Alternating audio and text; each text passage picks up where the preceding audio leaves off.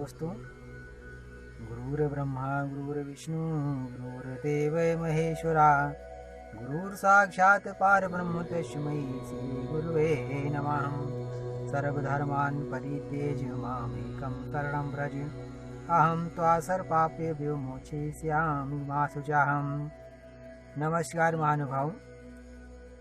हम लोग जो है ग्रहों द्वारा उत्पन्न होने वाले विभिन्न रोगों के बारे में जो चर्चा हम लोग इस समय जो कर रहे हैं, उसी कड़ी में आज हम लोग प्रस्तुत करते हैं। जो हम लोग अध्ययन कर रहे हैं ज्योतिष का, उसमें बुध ग्रह की विषम स्थिति एवं उनसे उत्पन्न होने वाले रोगों के बारे में आज हम लोग चर्चा करेंगे। अभी तक हम लोगों ने सूर्य, चंद्रमा, मंगल की विषम स्थिति एवं उनसे उत्पन्न होने वाले रोगों के बारे में अध्ययन किया है।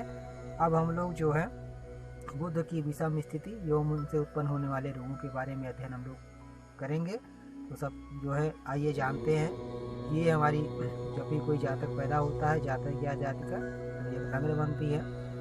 ये जो है लग्न में कोई भी राशि आ सकती है, उस राशि और विभिन्न ग्रह अन्य अन्य भावों में आते हैं। उन्हीं भाव के अनुसार वो शुभ अशुभ फल जो है जीवन में प्रदान करते हैं।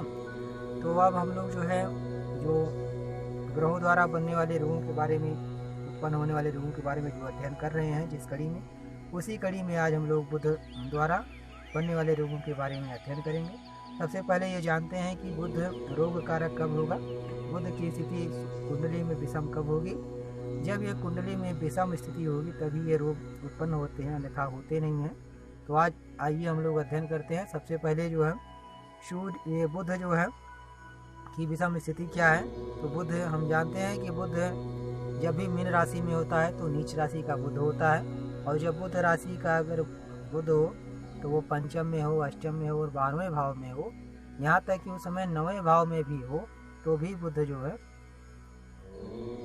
कष्ट कारक स्थिति अर्थात विषम स्थिति में होता है। इसलिए कि हमने पंचम भाव की बात कही है, क्योंकि उस समय नीच का बुध यदि पंचम भाव में है तो होता क्या है कि जातक की वाणी विकास बहुत विलम्ब से होती है, 34 वर्ष बाद होती है।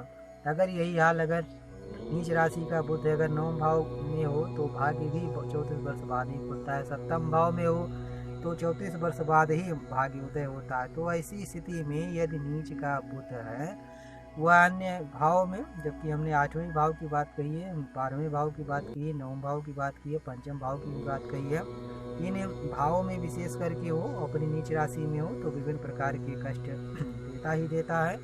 और अगर जो है बुध शत्रु क्षेत्रीय मतलब कर्क राशि को अपना शत्रु मानता है बुध, यदि उस ग्रह में हो, जैसे जो है शत्रु राशि में मतलब कर्क राशि में बुध हो, 4थे भाव में भी हो, तो ये सुख में विभिन्न प्रकार की कमियां ले आता है।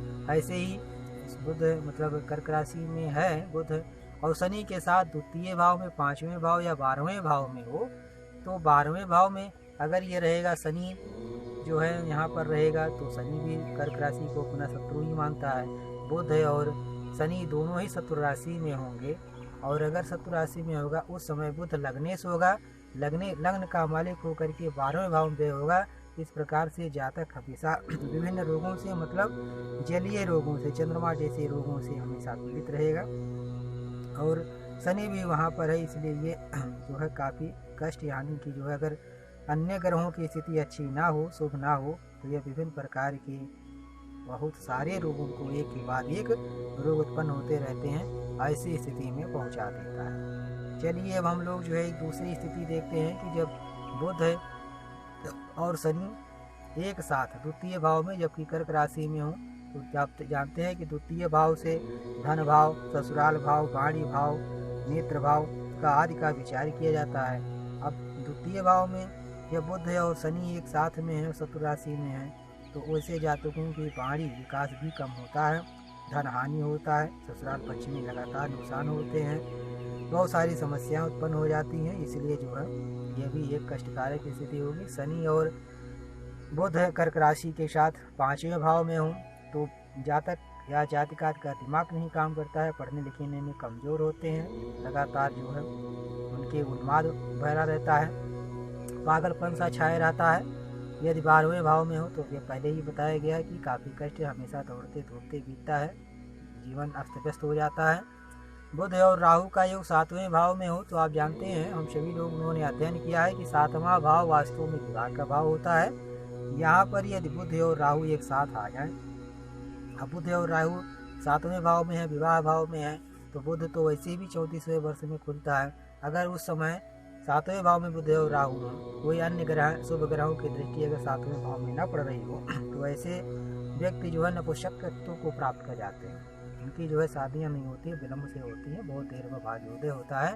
बुध राहु का योग जो है 7वां, चूँकि ये जो है विधवा योग भी बनाता है, जातक का विधुर योग बनाता है, विवाह विलम्ब भी होती है, दूसरे विवाह तीसरे हो जाते हैं। इस प्रकार से और अन्य स्थितियों में बुध यदि पापी ग्रहों के साथ है, क्रूर ग्रहों के साथ है, सूर्य और बुध का अगर योग है तो वो जो है पंच राजकेसरी योगों में से जो है एक राज जो है योग बनाता है बुध और सूर्य। लेकिन जो बुध और सूर्य एक साथ हो तो वह अस्त नहीं होते हैं, लेकिन बुध मंगल का योग हो, बुध शनि का योग हो, बुध राहु का योग हो, बुध की जो है पापी ग्रहों के साथ स्थिति हो तो भी विकट स्थिति उत्पन्न हो जाती है।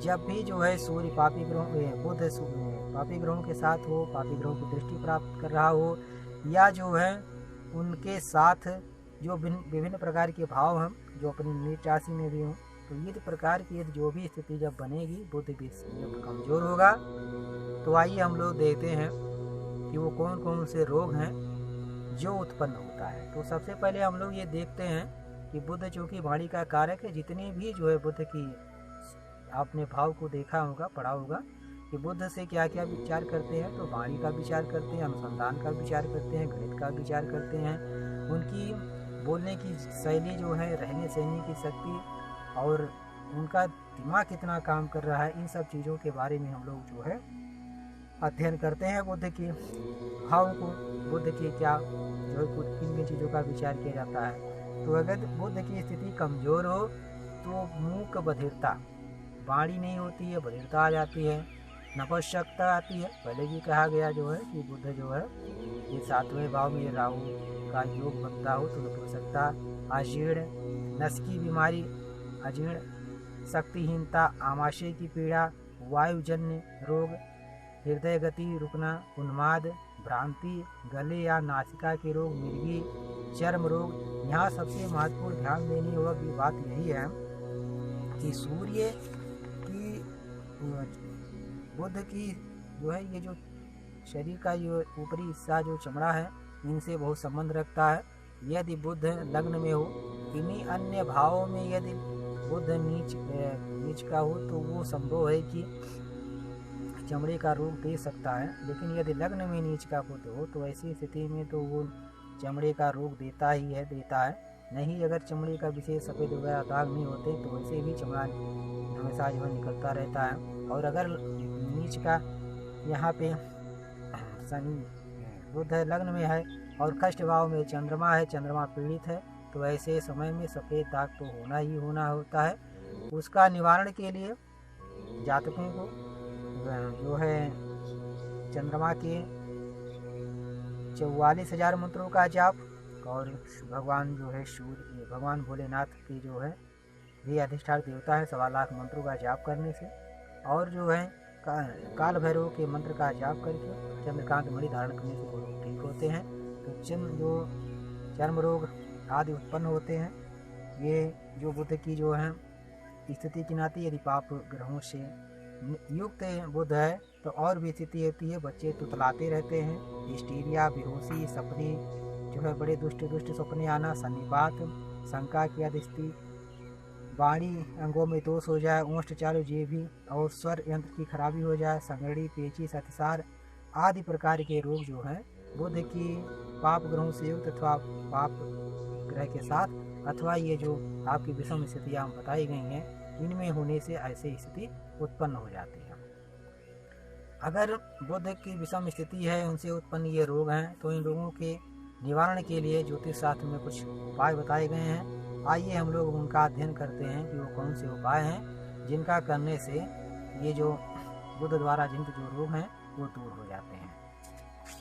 तो बुध के अशुभता के उपाय जो भी आप हम लोग बुध की चर्चा कर रहे थे, तो ये सबसे पहले बुधवार से प्रारंभ करके लगातार 45 दिनों तक भिगोया हुआ हरी मूंग पक्षियों को डालना चाहिए। यहाँ जो है 43 दिनों की बात कही है। पुरुषों के लिए तो ठीक है, महिलाओं के लिए भी इसी प्रकार से 43 दिन का प्रयोग होता है। बुधवार से ये क्रिया प्रारंभ कर दें।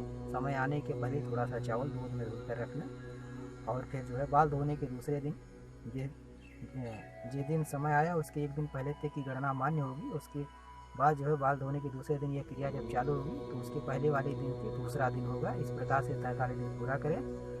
बहन, बुआ, मामी, मौसी आदि की सेवा करें। उन्हें बुधवार को हरी वस्तुओं का दान को देना चाहिए, मतलब दान करना भी चाहिए। बुध के मंत्र का विधिवत अनुष्ठान, जप, तप, व्रत अनुष्ठान आदि करना चाहिए। ओम बुधाय नमः, ओम ब्राह्मणी भविष्य बुधाय नमः आदि मंत्र का जाप किया जा सकता है। बुध के अधिष्ठात्र देवता भगवान विष्णु की आराधना करनी चाहिए। पन्ना रत्न कनिष्ठा में धारण करें। ये किसी ज्योतिषी की सलाह से ही धारण करना चाहिए, क्योंकि जो है कभी कभी रत्न धारण करना नुकसानदेह हो जाता है। किसी मंदिर में 17 बुधवार को हरी कद्दू का दान करना चाहिए। हरी वस्तुएं पालक का भी दान करना चाहिए। और विधारा, ये जो चिड़चिड़ा होता है उसकी जड़ धारण करें।